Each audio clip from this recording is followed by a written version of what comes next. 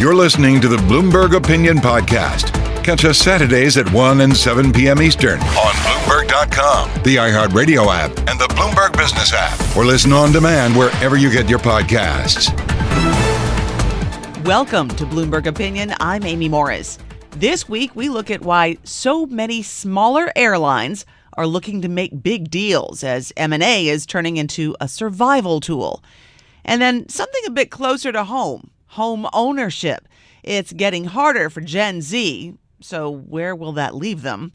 And if you like going to a bar or a restaurant where everybody knows your name and you receive service that's tailored to you, well, you might be interested in a new trend, customer loyalty programs. But we begin with COVID boosters.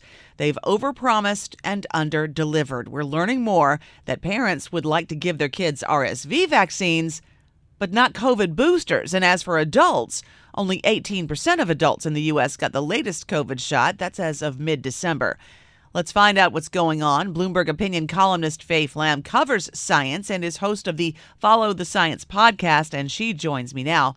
Faye, let's start with the headline of your column. I want to clarify something. It says boosters overpromised and underdelivered, but your column really is more about the work being done to improve these boosters, yeah?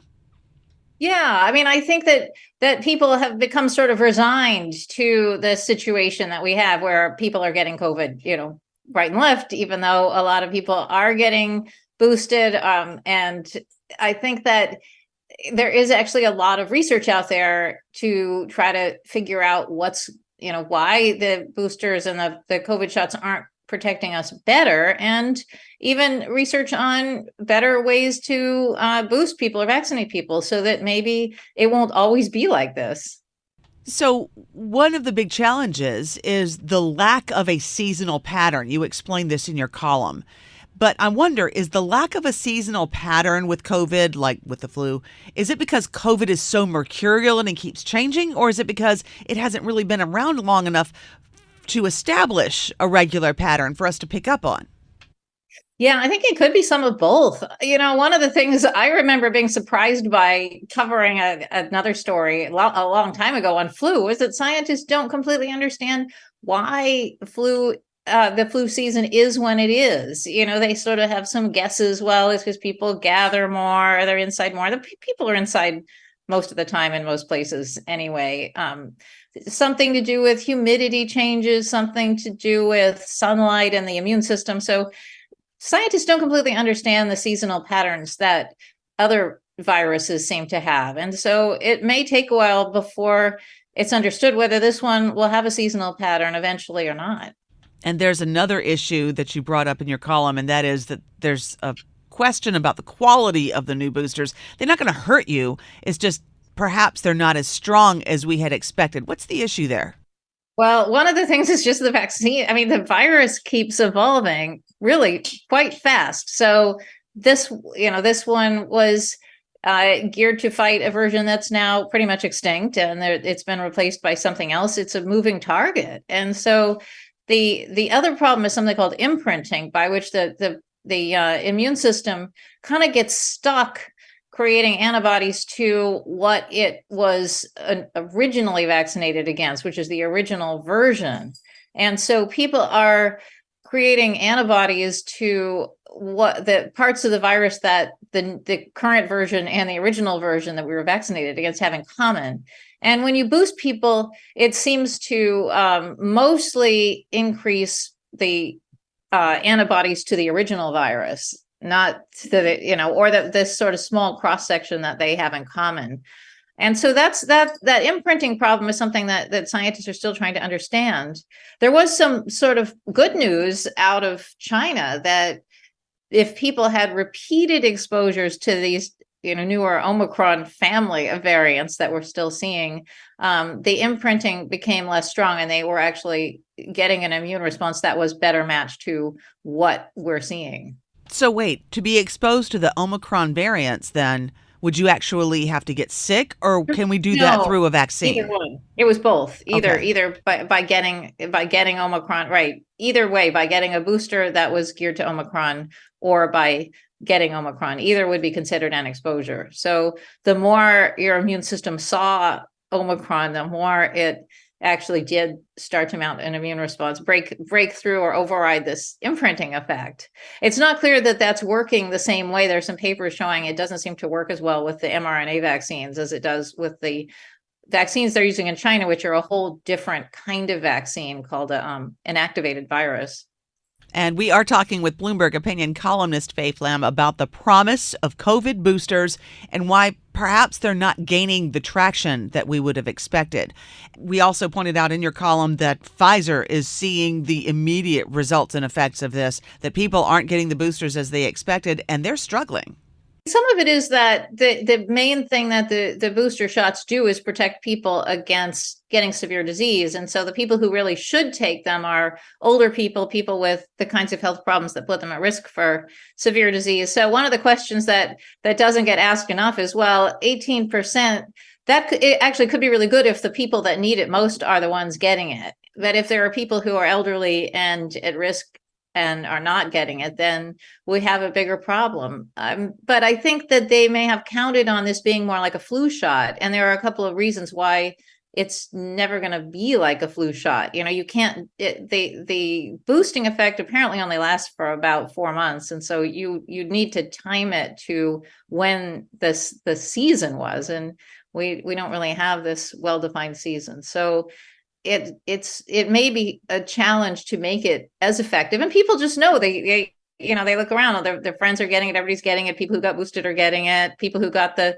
last booster got it. So I think there's this sort of feeling from experience that, well, I'm not going to get protection against getting COVID. I think that there'd be a lot more motivation to go get a booster if you thought it was going to give you a really strong protection against just getting infected in the first place, because people would still rather not get COVID than get it, even if the disease is mild in them.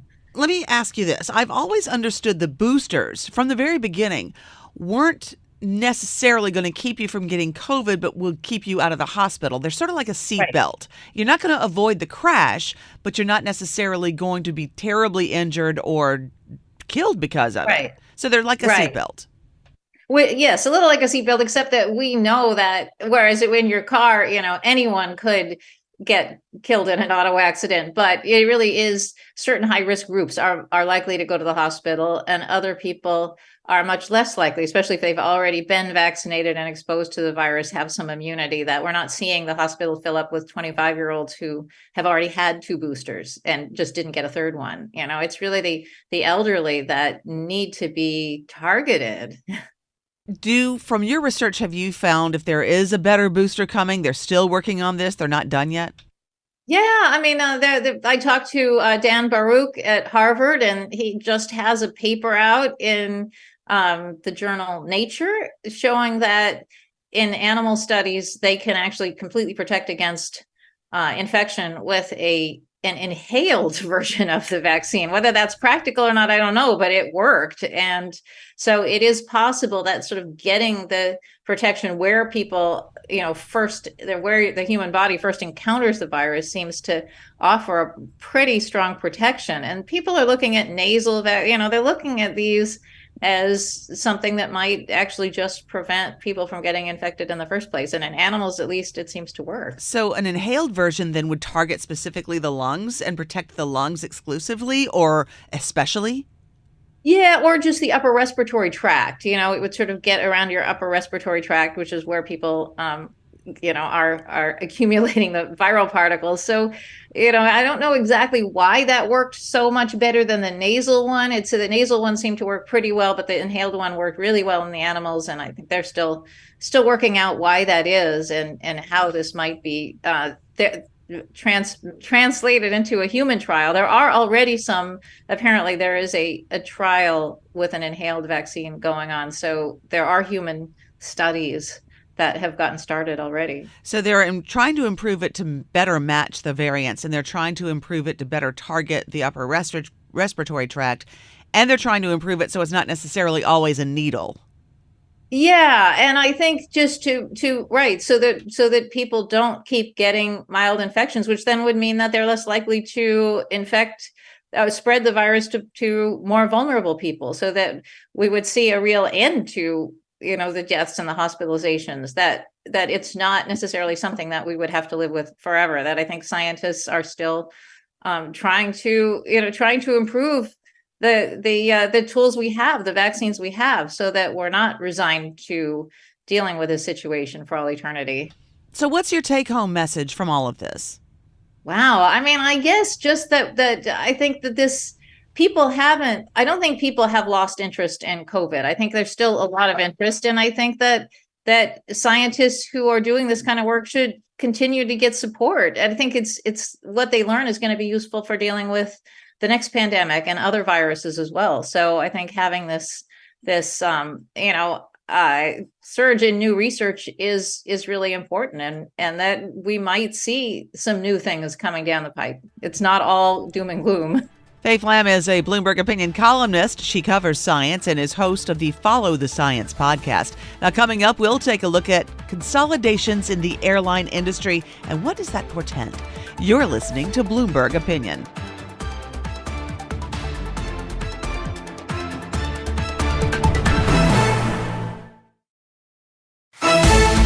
You're listening to the Bloomberg Opinion podcast. Catch us Saturdays at 1 and 7 p.m. Eastern on Bloomberg.com, the iHeartRadio app, and the Bloomberg Business app, or listen on demand wherever you get your podcasts. You're listening to Bloomberg Opinion. I'm Amy Morris. Antitrust regulators have made no secret of their skepticism toward further consolidation in the airline industry. Mergers and acquisitions, though, like Alaska Air's nearly $2 billion acquisition of Hawaiian Holdings, didn't happen in a vacuum. And throughout the aerospace supply chain, power is concentrated in the hands of just a few players. So really, the only way for companies to hold their own is to get bigger. Let's learn more about this. Bloomberg Opinion columnist Brooke Sutherland covers deals and industrial companies. She's been following this from the very beginning. She also writes the Industrial Strength newsletter, and she joins me now. Brooke, as always, thank you so much for taking the time with me. And I want to start with what you describe as a concentration of power up and down the supply chain in the aerospace industry. What do you mean?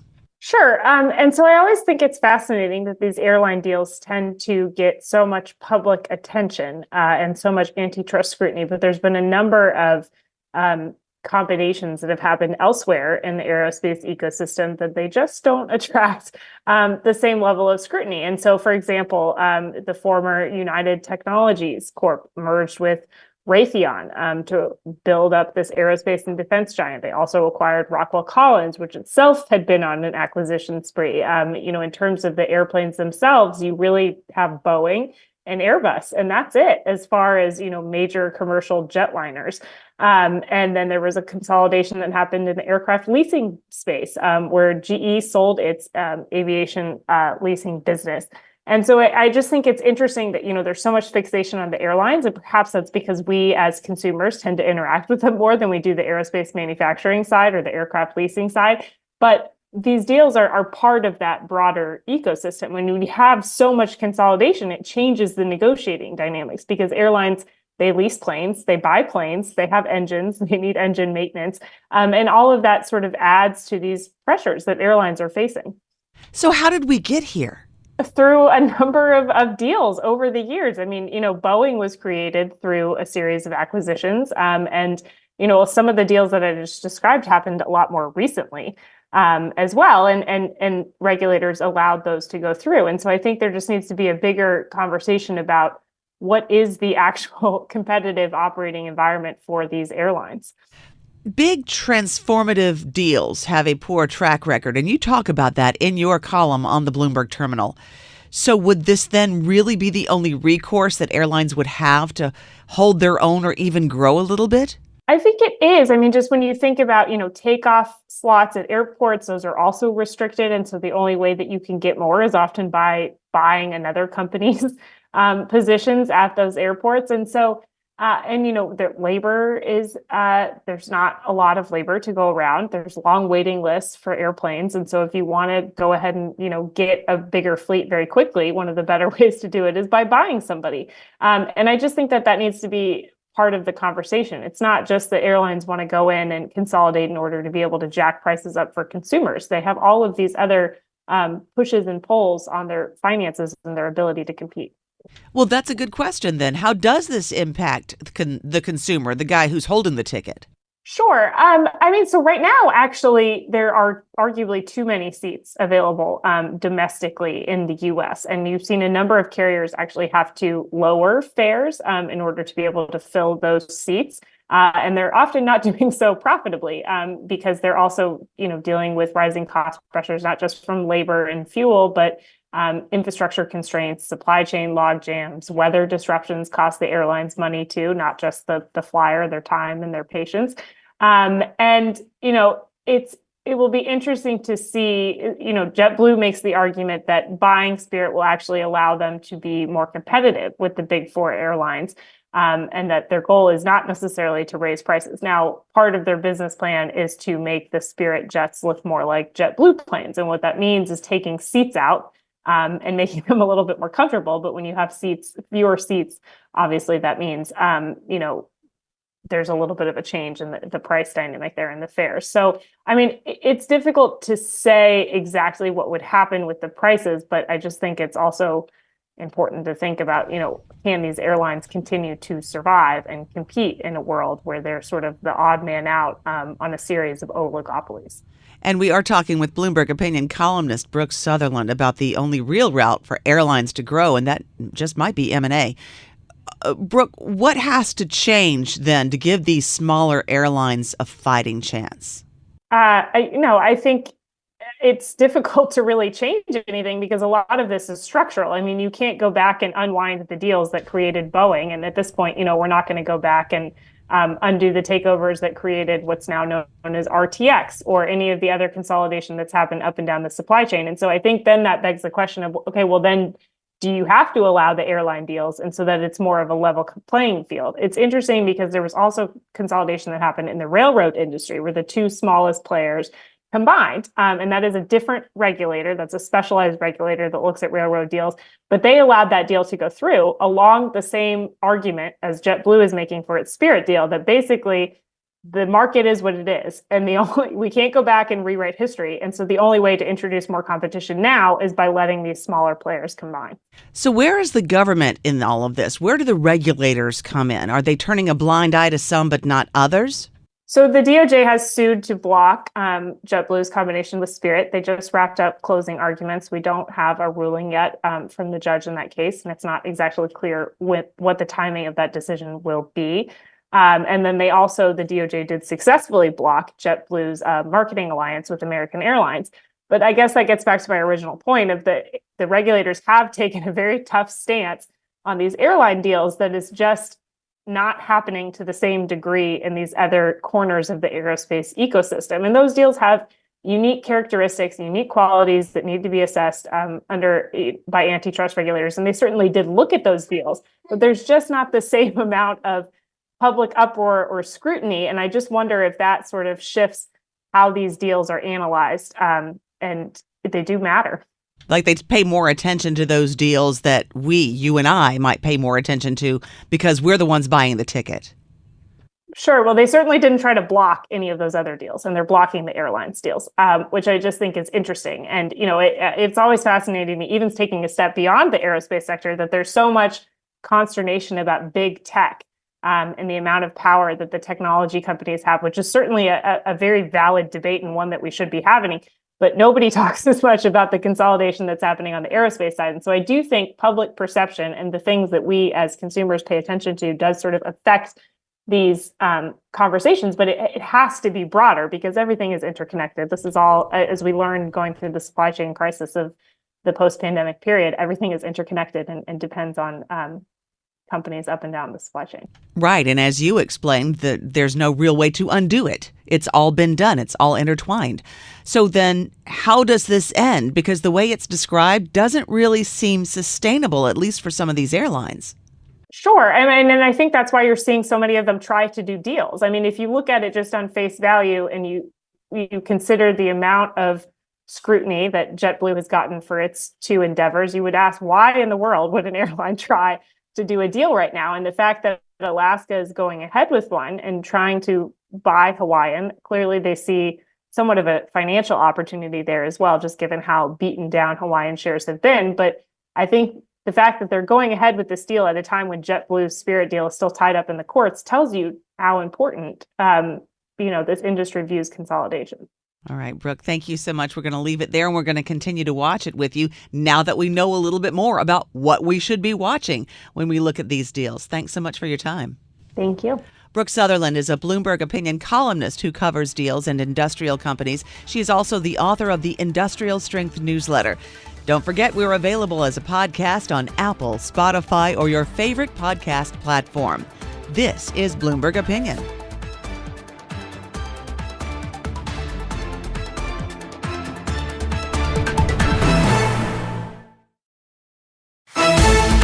You're listening to the Bloomberg Opinion Podcast. Catch us Saturdays at 1 and 7 p.m. Eastern on Bloomberg.com, the iHeartRadio app, and the Bloomberg Business app, or listen on demand wherever you get your podcasts. This is Bloomberg Opinion. I'm Amy Morris. It is true for every generation that becoming a financially secure adult is hard. Now, a big part of that is home ownership. And last year, Vice President Kamala Harris told Bowie State University students that home ownership is good for the economy and that the government is trying to make it easier for you to own your own home. When we increase home ownership, it strengthens communities and it strengthens our economy. Homeowners are more likely to put down roots. But establishing yourself in your career, securing a home, starting a family, these are not easy things to do. And maybe it's harder for some generations than others. Let's talk about this. Bloomberg Opinion columnist Allison Schrager joins me now, and she covers economics. Allison, is it harder for some generations? I used to say no. I used to think, I think it's always hard. I think establishing yourself as an adult is always a challenge. And everyone thinks it's harder for them than anyone else. Anyway, I kind of always thought it actually was getting a little bit easier for everyone else.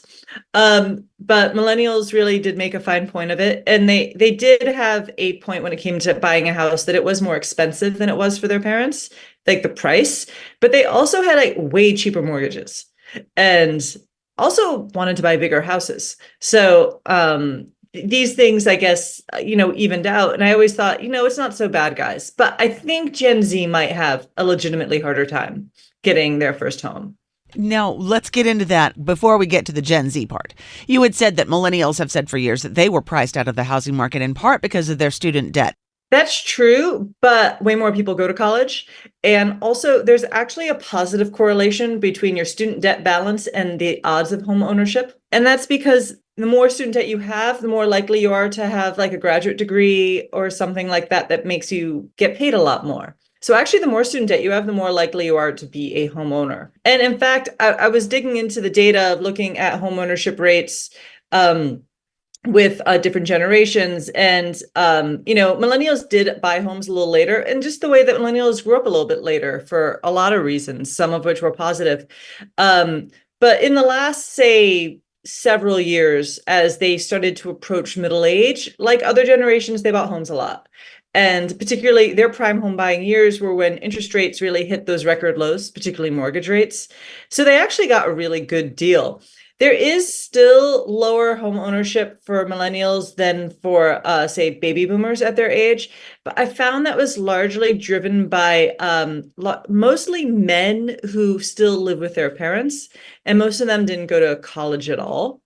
So I think we know that population is struggling. And I don't know if it's for home prices, but I think we can agree it's for a lot of reasons beyond that. And you had said in your column on the Bloomberg Terminal that the last several years saw one of the biggest increases in home ownership of any generation. Now, does that apply to millennials, Gen Z, Gen X? Where does that apply? I mean, really for millennials, because Gen X and millennials already roughly, if you look at a generation, when they're top out at home buying, it's usually maybe 65, 70%. And, not everyone is destined to buy a home. So Gen X and boomers are pretty much already there. This is if you're going to buy a home, you're going to buy a home. I mean, I guess it's rare to buy your first home at 60.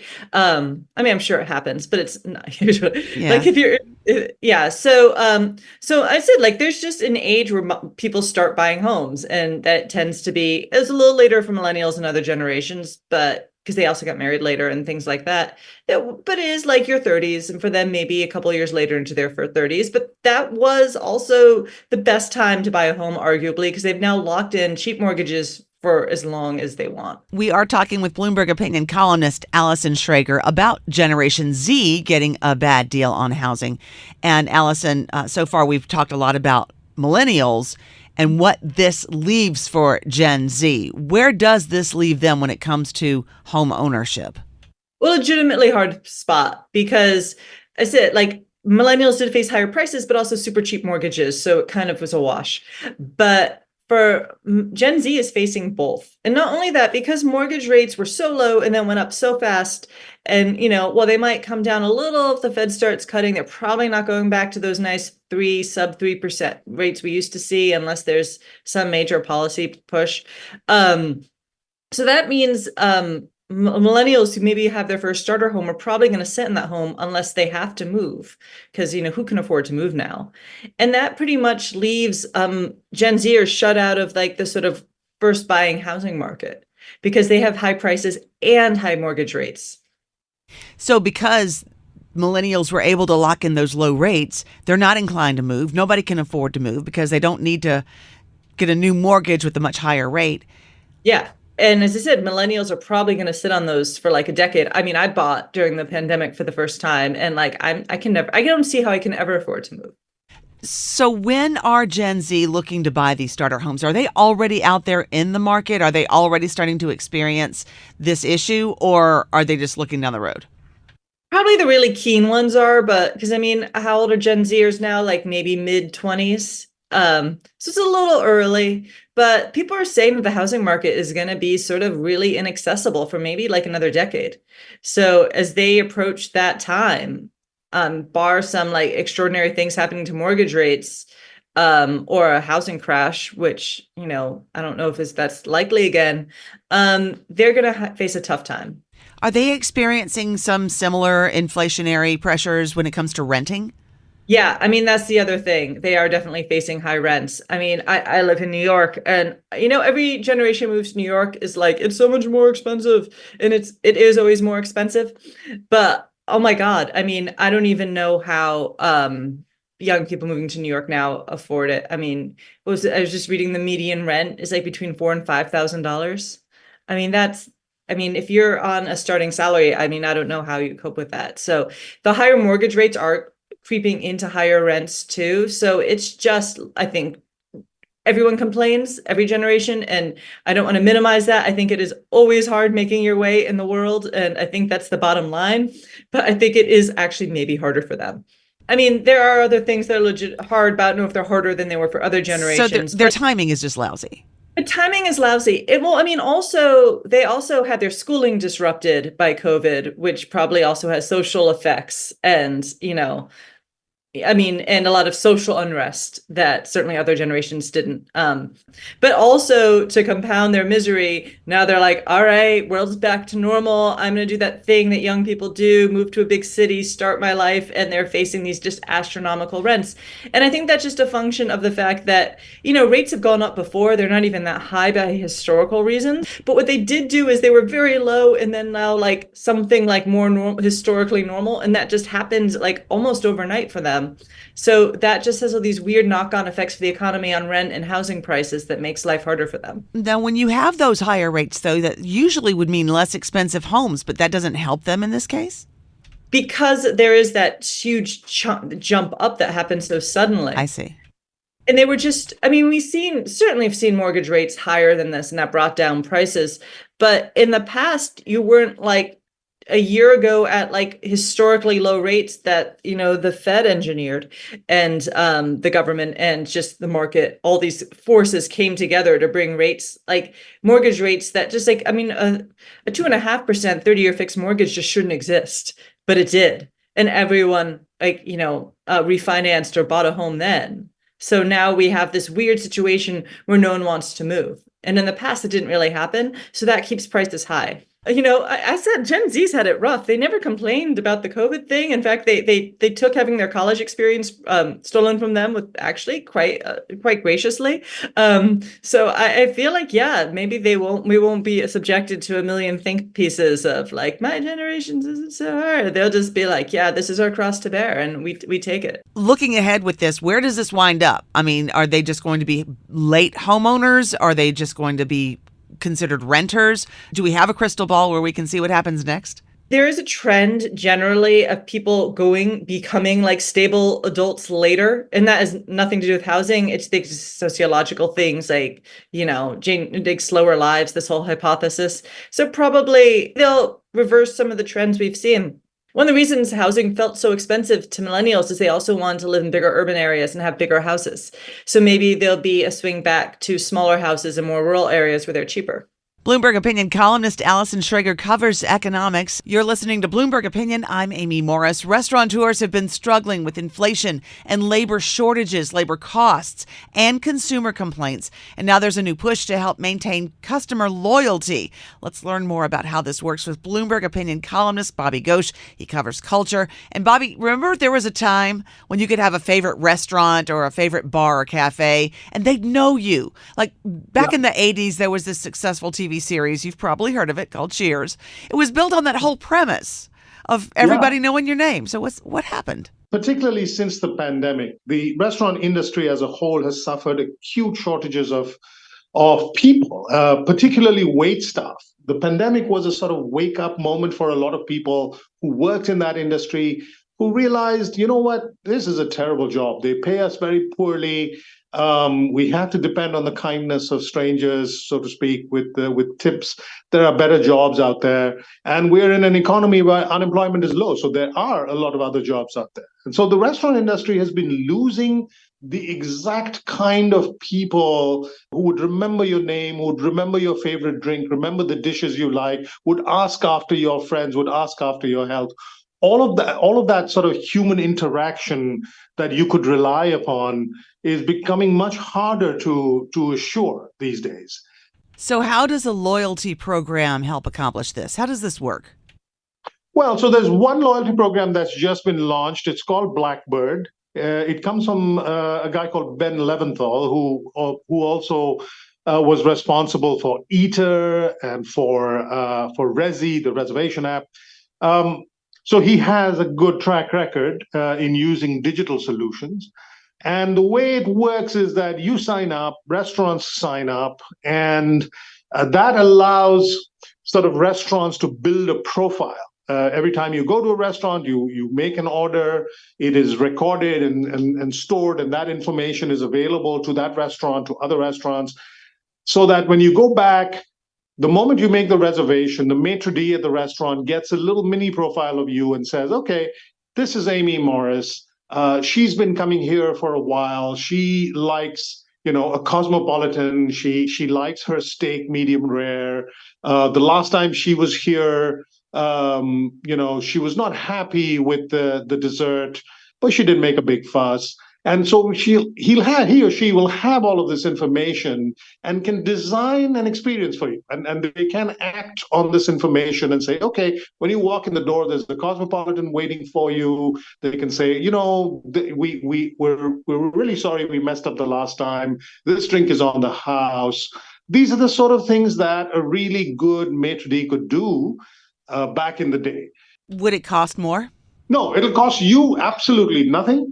And in the trial stage, it'll cost the restaurant only a few cents per reservation. Eventually, if the system really takes off and restaurants respond to it well, then they will be charged more by Blackbird.